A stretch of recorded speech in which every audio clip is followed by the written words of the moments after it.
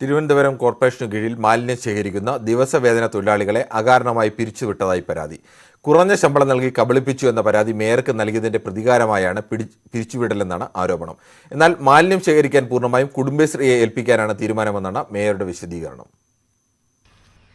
Pettah corporation ward പരിധിയിലെ വീടുകളിലെത്തി മാലിന്യം ശേഖരിക്കുന്നവരാണിവർ. രാവിലെ 4-ന് തുടങ്ങുന്ന ജോലി 10 മണിക്കാണ് അവസാനിക്കുന്നത്.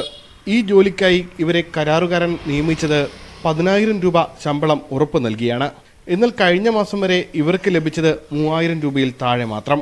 ഏജന്റിന് വിന്നിന്റെ പൈസ കൊടുക്കണം, പ്ലാസ്റ്റിക്കിന്റെ പൈസ കൊടുക്കണം, അയാളുടെ ശമ്പളം കൊടുക്കണം, അയാളുടെ കൂടെ വരുന്നവരുടെ ശമ്പളം കൊടുക്കണം, ലോറിക്കാരന് കാശ് കൊടുക്കണം.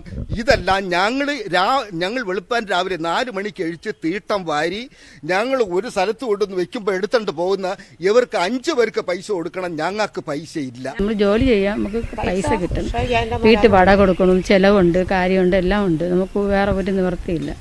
ഒടുവിൽ ഗതികെട്ട് മേയറെ കണ്ട് ഇവർ പരാതി നൽകി. ഇതോടെ ഉള്ള ജോലിയും പോയി. കരാർ റദ്ദാക്കിയെന്നും ഈ മാസം മാത്രമേ ജോലി ഉണ്ടാകൂ എന്നും കോർപ്പറേഷനിൽ നിന്ന് അറിയിച്ചു. 31-ാം തീയതി വരെ നിങ്ങൾ ജോലി ചെയ്താൽ മതി, ഇല്ലെങ്കിൽ നിങ്ങൾ ചെയ്യണ്ട.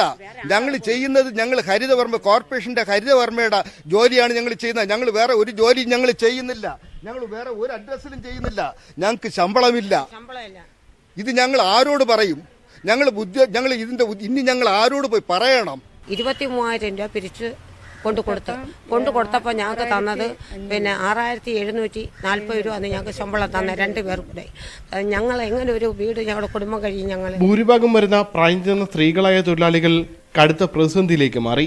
മാലിന്യ ശേഖരണം കുടുംബശ്രീയെ ഏൽപ്പിക്കുന്നതിന്റെ ഭാഗമായാണ് കരാർ റദ്ദാക്കിയതെന്നാണ് മേയറുടെ വിശദീകരണം. ന്യൂസ് 18 തിരുവനന്തപുരം.